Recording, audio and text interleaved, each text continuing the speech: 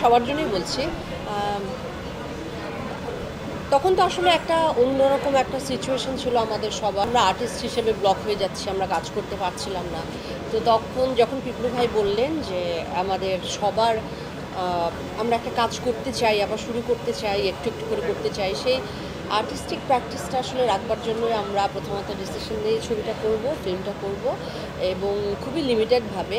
তো লিমিটেডভাবে যে বিষয়টা লিমিটেড থাকেনি, পরে অনেক বড় আকার হয়ে গেছে, যার জন্য আপনারা দেখতে পাচ্ছেন যে আজকের এই full length feature film. Jaya আর শারমিন চরিত্র কিন্তু দুজন মূলত, আরও কিছু চরিত্র আছে যারা এক্সটার্নালভাবে এসছে। অভিজ্ঞতা তখন সবাই খুব সেফটি মেজার সব কিছু বিচার করে হিসেব করে আমরা কাজটা করেছি। 5 বছর পর এলো, কিন্তু তাও ভালো লাগছে আমার ভীষণ, এবং আমার মনে হচ্ছে যে এই ফিল্মের যেই দর্শক যারা আছেন এই ধরনের ছবি দেখতে চান, তারা সত্যি এসে দেখবেন।